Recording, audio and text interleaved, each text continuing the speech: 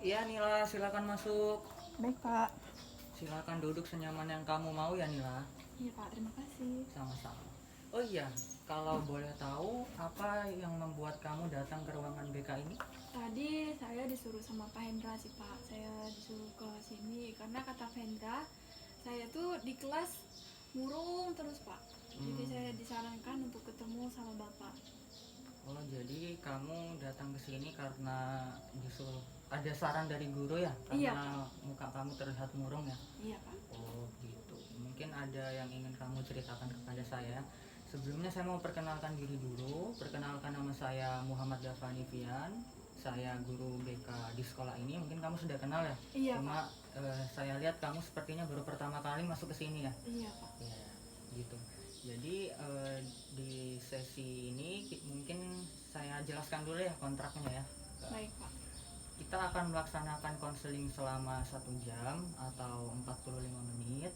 Nah, kamu bisa mengungkapkan apa yang memang menjadi kendala kamu, mungkin di sekolah atau apa, eh, dengan bahasamu sendiri juga boleh. Kita laksanakan konselingnya selama 1 jam atau 45 menit. Kalau memang belum menemukan titik terang dari permasalahan kamu, kita akan melaksanakan konseling di pertemuan selanjutnya. Bagaimana nih lah menurut kamu? Kelihatannya menarik, Pak. Saya setuju. Baik Nila, kamu boleh bercerita tentang apa yang ingin memang kamu ungkapkan kepada saya ketika memang kamu sudah siap.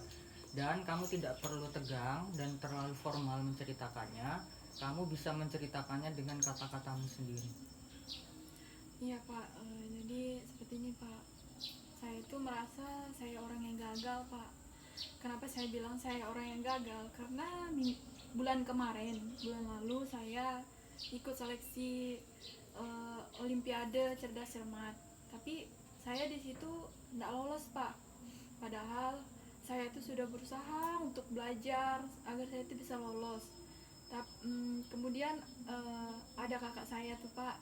Dia pernah ikut Olimpiade Cerdas Cermat tingkat nasional. Dari situ dia mendapatkan juara satu. Kemudian parahnya lagi, orang tua saya tuh bilang sama saya, kayak mana kamu lolos kalau kamu sendiri tidak berusaha untuk belajar. Terus di situ saya merasa saya tuh tidak bisa seperti kakak saya. Jadi saya tuh merasa bahwa saya itu tidak ada apa-apanya, Pak. Saya tidak ada artinya. Oke Nila, berdasarkan apa yang saya dengar, kamu merasa gagal karena tidak bisa lolos Olimpiade Cerdas Cermat Matematika tingkat provinsi. Belum lagi kamu merasa bahwa diri kamu itu gagal atau tidak berarti karena tidak bisa berhasil seperti kakak kamu. Sebelumnya saya mau tanya, apakah orang tua kamu sempat mungkin membandingkan prestasi kalian berdua? Iya, sempat, Pak. Oh, Waktu itu orang tua saya bilang sama saya, coba kamu jadi seperti kakak kamu. Dia loh bisa eh, bisa dapat juara.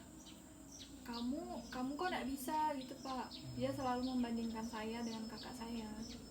jadi berdasarkan apa yang saya tangkap ya, permasalahan kamu ini sebenarnya terletak di perasaan gagal karena tidak mampu untuk memenangkan seleksi tadi, dan juga belum lagi masalah perbandingan yang dilakukan oleh orang tuamu kepada kakakmu yang menjadi masalah kamu sampai saat ini. Benar begitu? Iya benar, Pak. Jadi kalau saya tuh setiap saya bangun pagi nih, Pak, saya selalu terbayang kalau saya itu orang yang gagal. Terus eh, saya tuh malas untuk turun sekolah, Pak. Kemudian saya tuh lagi kalau di kelas tuh jarang untuk berinteraksi dengan teman-teman saya di kelas, Pak. Jadi masalah yang sedang kamu alami ini secara tidak langsung maupun langsung mengganggu aktivitas kamu di sekolah ya? Iya, Pak, betul. Nila, saya tadi mendengar bahwa kamu mengatakan kamu adalah orang yang gagal, dan mungkin hal itulah juga yang mengganggu kehidupan sehari-hari kamu di sekolah. Iya, Pak. Oh, begitu. Begini Nila, saya mau mengajak kamu untuk membayangkan masalah kamu ini dari sudut pandang yang berbeda. Kalau misalnya kamu dapat menggambarkan atau membayangkan masalah kamu ini, kamu akan menggambarkannya seperti apa atau menamainya seperti apa? Misalnya mungkin awan yang hitam. Hmm, mungkin saya kasih nama dengan si bayangan hitam sih Pak, karena menurut saya si bayangan hitam ini selalu ngikut-ngikut saya, selalu bisik-bisik saya kalau saya itu orang yang gagal, tidak bisa untuk apa-apa seperti itu Pak. Namanya si bayangan yang hitam, si Iya, bayangan hitam ya. iya Pak. Oh, nama yang cukup unik ya. Bayangan hitam ya. Jadi dia yang selalu mengikuti dan menghasut kamu dan membuat kamu yakin ya kalau kamu itu adalah orang yang gagal. Iya Pak, betul. Kalau saya boleh tahu nih, eh, seingat kamu kapan kiranya awal mula munculnya si bayangan yang hitam ini? Kayaknya waktu pas hmm, seleksi Olimpiade itu Pak. Di mana saya mendengar apa itu namanya hasil dari seleksi Olimpiade itu, di mana kan itu ada pajangan tuh Pak di depan kelas kayak nama siapa yang lolos gitu. Nah, situ saya lihat. Di situ saya lihat nama saya di situ nggak lolos. Nah, dari situ sih menurut saya bayangan hitam itu sudah muncul Pak, yang membuat saya jadi merasa saya itu orang yang gagal, nggak bisa untuk membuat apa-apa, saya orang yang tidak ada artinya seperti itu. Kalau berdasarkan apa yang saya dengar, si bayangan hitam tadi muncul ketika kamu merasa gagal waktu tidak keterima seleksi olimpiade lagi ya. Iya, Keterima seleksi olimpiade ya. iya Pak. Dan berdasarkan cerita yang saya ingat dari kamu barusan, mungkin apakah mungkin perbandingan orang tua tadi menjadikan atau memberi makan si bayangan gelap tadi sehingga semakin kuat. Iya Pak, seperti itu. Baik Nila, berdasarkan apa yang saya dengar dari apa yang kamu ungkapkan tadi, eh, si bayangan hitam tadi membuat kamu yakin bahwa kegagalan kamu untuk mengikuti seleksi Olimpiade Cerdas Cermat Matematika yang menjadikan kamu orang yang tidak berguna, begitu ya menurut kamu? Iya Pak, begitu Oh, saya. dan kalau saya mau bertanya nih, sebenarnya apa sih yang membuat salah salah. Kalau saya mau tanya nih, eh, apa sih yang membuat kamu meyakini itu, seperti nilai-nilai dan aturan-aturan apa yang membuat kamu yakin tentang hal itu? Kar- em, karena menurut saya dari orang tua saya sih Pak, dari sekolah juga, karena menurut saya dari sekolah itu yang selalu mendapatkan apresiasi itu mereka yang mendapatkan juara. Jadi orang yang tadinya berusaha untuk ikut tes dari olimpiade itu tidak akan diapresiasi, karena mereka selalu mengapresiasikan orang yang mendapatkan juara Pak. Jadi itu yang membuat saya tuh merasa kalau saya itu gagal, jadi usaha saya itu kayak tidak ada gunanya sama sekali Pak. Jadi perasaan yang meyakini bahwa kamu tidak berguna itu berasal dari lingkungan sekitar kamu sendiri, baik dari lingkungan keluarga maupun lingkungan sekolah yang menganggap bahwa prestasi itu mampu membentuk sebuah nilai manusia ya, Nila. Iya Pak, betul. Kalau mungkin saya ingin bertanya ini, terlepas dari narasi bahwa prestasi itu membentuk nilai manusia, sebenarnya menurut kamu sendiri nih, kamu ungkapkan lewat kata-kata kamu, sebenarnya seseorang itu dianggap bernilai atau berharga itu ketika seperti apa sih? Hmm, kalau menurut saya hmm, ketika orang itu menghargai ketika orang menghargai usaha dari kita sendiri sih Pak, mungkin dari hal-hal kecil itu sih Pak yang buat saya. Kamu, saya apresiasi kamu barusan telah membuat sedikit narasi tentang kebernilaian seseorang atau seseorang yang berharga versi kamu sendiri. Jadi begitu. Jadi kamu sudah mampu untuk memahami bahwa sebenarnya kebermaknaan atau kebernilaian seseorang itu memang dapat dimiliki ketika dia mampu menghargai dirinya sendiri. Begitu ya Nila? Iya Pak. Oh iya Nila, saya mendengar cerita kamu tadi dan kamu bilang si bayangan hitam ini selalu mengikuti kamu ya. Namun kalau saya mau nanya nih, ada nggak momen-momen di mana kamu mampu untuk tidak mendengarkan bisikan si bayangan hitam tadi? Ada Pak. Minggu lalu ada presentasi kelompok. Tapi di situ sebenarnya saya tuh nggak mau untuk turun ke sekolah Pak. Tapi karena mereka teman saya percaya dengan saya untuk bisa memaparkan materi pada hari itu, jadi saya berusaha untuk turun Pak, dan saya berusaha untuk tidak mendengarkan bayangan gelap tadi. Saya berusaha untuk tidak mendengar bisikan dari bayangan gelap itu. Kemudian saya di situ bisa memaparkan materi itu dengan selesai, dengan jelas, dan selesai di hari itu Pak. Saya senang mendengar apa yang kamu ungkapkan barusan, walaupun si bayangan hitam hadir dan mengganggu kamu, tapi kamu masih bisa tetap maju. Nah, kalau saya mau tanya nih, kalau saya boleh tanya, apa yang membuat kamu tetap maju walaupun si bayangan hitam masih mengganggu kamu? Kenapa saya mau maju?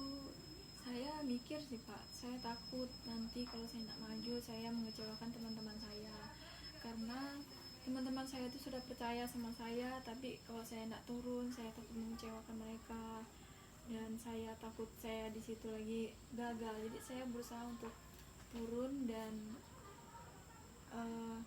memaparkan materi di depan kelas. Berdasarkan apa yang saya dengar barusan, keyakinan atau kepercayaan teman-teman kamu tadi mampu untuk mengalahkan atau bahkan lebih kuat dari si bayangan hitam tadi. Iya Pak, betul. Nila, saya ingin bertanya sesuatu. Kalau misalnya narasi atau cerita tentang si bayangan gelap tadi bukanlah cerita kamu, melainkan pengalaman kamu yang telah kamu ungkapkan tadi, ingin kamu buat cerita yang baru, kamu ingin memberikannya judul apa? Mungkin saya akan memberi judul dengan nama Nila si Pejuang Kecil sih Pak. Nila si Pejuang Kecil. Iya Pak. Wah, judul yang unik sekali. Boleh kamu ceritakan kepada saya si Nila Pejuang Kecil itu seperti apa sih? Jadi Nila si Pejuang Kecil itu dia orangnya bertanggung jawab Pak. Dia bisa untuk maju walaupun dirinya sendiri itu takut gagal, tapi dia berusaha untuk maju gitu Pak. Jadi Nila Pejuang Kecil ini bertanggung jawab, tetap berani buat maju walaupun gagal, mungkin begitu Nila? Iya Pak, seperti itu Pak. Saya apresiasi bahwa kamu mampu untuk menciptakan narasimu sendiri ya Nila, berdasarkan pengalaman-pengalaman yang telah kamu alami. Jadi cerita itu pure dari pengalaman kamu sendiri dan bukan dari bantuan dari saya. Iya Pak. Oh begitu Nila ya, kamu barusan sudah bilang tentang Nila si Pejuang Kecil, cerita baru kamu. Kalau saya mau tanya nih, kalau kamu ingat-ingat lagi nih ya, cerita tentang Nila si Pejuang Kecil ini mungkin narasi kamu yang baru, cerita kamu yang baru, atau memang dia sudah ada dari dulu, cuma kamu baru sadar sekarang? Iya Pak, dulu waktu SD itu saya pernah jaga adik kelas saya Pak, karena dulu dia sering dibully. Saya tuh nggak takut di situ Pak, karena walaupun si yang ngebully ini badannya lebih besar dari saya, di situ saya nggak takut Pak. Dan juga dulu saya waktu SMP, di SMP itu saya belajar Pak, berusaha belajar untuk nilai UAS saya, karena di situ dulu saya sedikit takut gagal lah Pak, cuman di situ saya berusaha untuk belajar. Ya walaupun setelah pembagian UAS itu nilai saya ndak tinggi sih Pak, ya normal-normal aja, masih bisa lah untuk masuk KKM gitu Pak.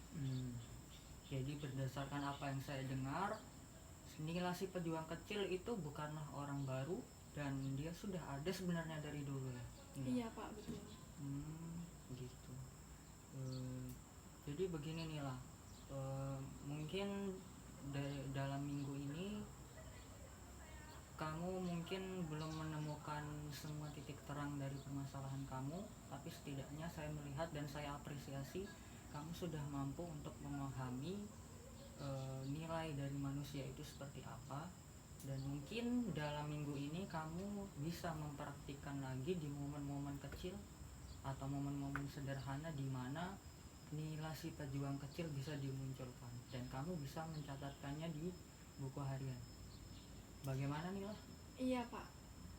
Kamu sepakat dengan apa yang saya ucapkan barusan? Iya Pak, saya sepakat Pak. Baik Nila, kita telah melaksanakan sesi konseling pada hari ini. Saya apresiasi atas semua cerita kamu berani terbuka, kamu berani mengungkapkan semua permasalahanmu dengan jujur dan terbuka, dan kamu juga telah melakukan perubahan besar dengan menciptakan narasi yang baru. Kalau saya boleh tahu, bagaimana perasaan kamu setelah mengungkapkan semua masalah, menciptakan narasi baru dan semua kegiatan konseling yang telah kita lakukan? Saya lebih ringan sih Pak, dan saya juga mendapatkan senjata untuk melawan si bayangan gelap tadi Pak. Senjata yang kamu miliki itu adalah murni dari kamu sendiri dan bukan dari saya. Kamu telah menciptakan senjatamu sendiri dan narasi baru yang mungkin akan kamu laksanakan ke depannya. Nah, mungkin di pertemuan berikutnya saya akan mengajak kamu untuk membuat semacam pernyataan atau surat dari Nila si pejuang kecil kepada si apa tadi namanya? Si bayangan gelap. Iya, itu Pak, dari itu, si Nila pejuang kecil ke si bayangan gelap. gelap. Jadi iya begitu. Bagaimana? Apakah kamu setuju untuk pertemuan selanjutnya? Iya Pak, saya setuju Pak. Baik. Mungkin ada lagi yang ingin kamu ceritakan ya? Menurut saya sudah sih Pak. Saya juga sedikit lega karena sudah menceritakan dengan Bapak. Seperti itu Pak. Habis ini kamu ada kelas lagi nih lah? Iya ada Pak. Oh ada, gitu ya. Dan Iya, kalau Pak. begitu terima kasih Nila sudah mau berbagi cerita dengan saya. Kalau misalnya saya ada salah kata mohon maaf. Iya Pak, saya juga mengucapkan terima kasih karena Bapak sudah mendengar cerita saya dari awal sampai akhir cerita saya Pak. Sama-sama ya. Kalau gitu saya izin ke kelas dulu ya Pak. Baik, silahkan. Terima kasih ya Pak. Iya sama-sama. Siang Pak. Siang. Ya.